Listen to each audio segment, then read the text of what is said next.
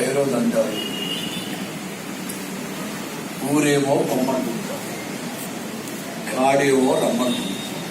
ఇప్పుడు అర్జెంటుగా యూదుల రాజులు పుట్టించాలంటే హౌ ఇట్స్ పాసిబుల్ అమ్మా.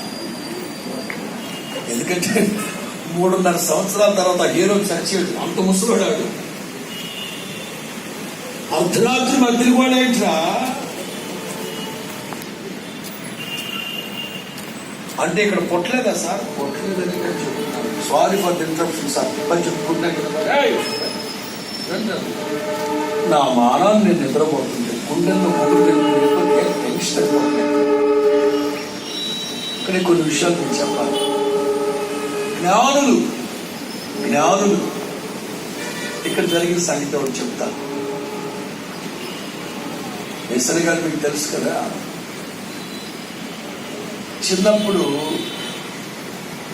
యేసయ్య గారికి ఒక ఫ్రెండ్ ఉండేవాడు కాదు కానీ ఆ ప్రక్కనే యేసయ్య గారిని ఫ్రెండ్గా పెట్టుకున్నారట. మీకు అర్థమవుతున్న భాష పెట్టుకున్నారట. ఎందుకంటే ఆ ప్రక్కన ఉన్నవాడు పెద్ద సైకో, పెద్ద శాడిస్ట్. ఆ ప్రక్కనున్న వాడి యొక్క అత్యుత్సాహం ఏంటంటే ప్రతి ఒక్కరూ నన్ను చూసి నన్ను జ్ఞానివన్నా, అవను మహాజ్ఞానివన్నా అని అనిపించుకోవాలని ఆ ఉబలాట వాడికి. కాబట్టి అతనిలో ఉన్న జ్ఞానం యొక్క అవుట్పుట్ రావాలంటే ప్రక్కన ఎవరు ఉండాలి? బుర్ర తక్కువ ఉండాలి. యేసయ్య గారేమో చిన్నప్పుడు బుర్ర తక్కువ కదా, అందుకని ఆ ఫ్రెండ్ యేసయ్య గారిని ఫ్రెండ్గా చేసుకున్నాడా.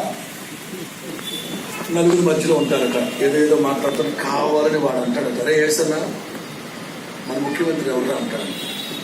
యేసయ్య గారు మన ముఖ్యమంత్రి బుర్ర తక్కువ, మన ముఖ్యమంత్రి నీలం సంజీవ్ రెడ్డి గారు పక్కన అంటారు, నువ్వు ఎంత జ్ఞానివురా నువ్వు,